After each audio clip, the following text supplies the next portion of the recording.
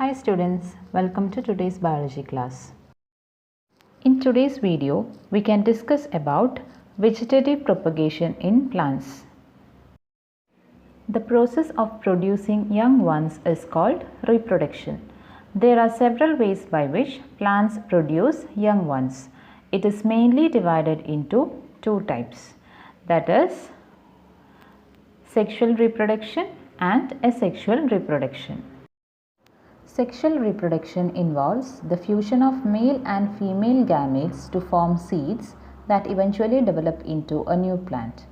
The seeds are formed inside the fruit. On the other hand, in asexual mode of reproduction, new plant is grown from any other part of the plant other than seeds. Most plants have root, stem and leaves. These are called the vegetative parts of the plants.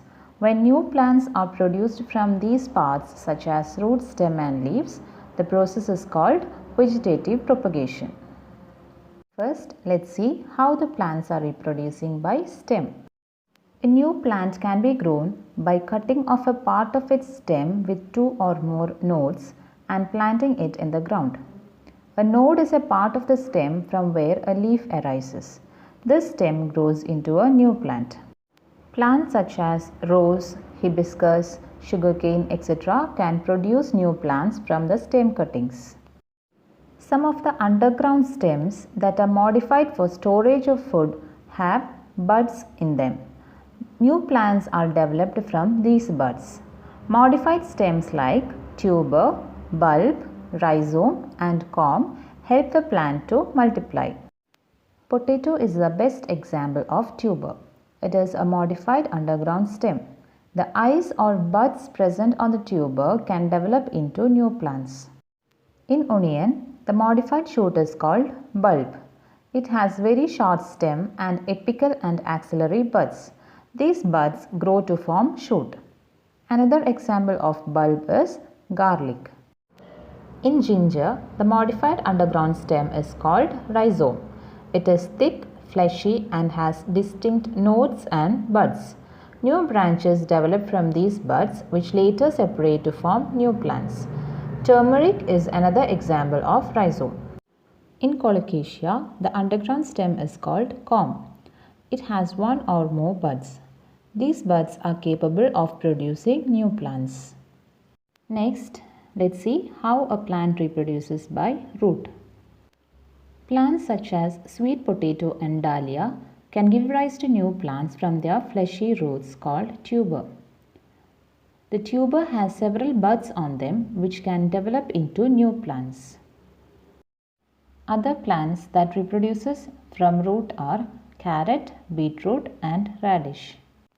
Next, let's discuss the vegetative propagation by leaf.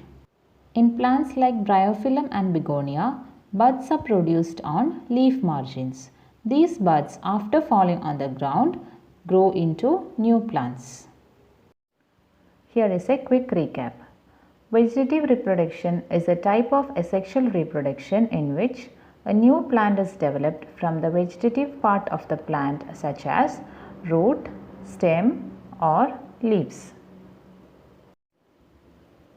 Plants that reproduces by stem are potato, onion, ginger, turmeric.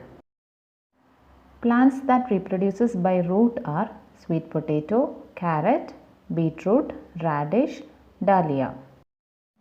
Plants that reproduces by leaves are bryophyllum and begonia. Here is the homework questions. Name the two types of reproduction. Define vegetative propagation. How does a potato plant reproduce? Name two plants that reproduces by root and leaf.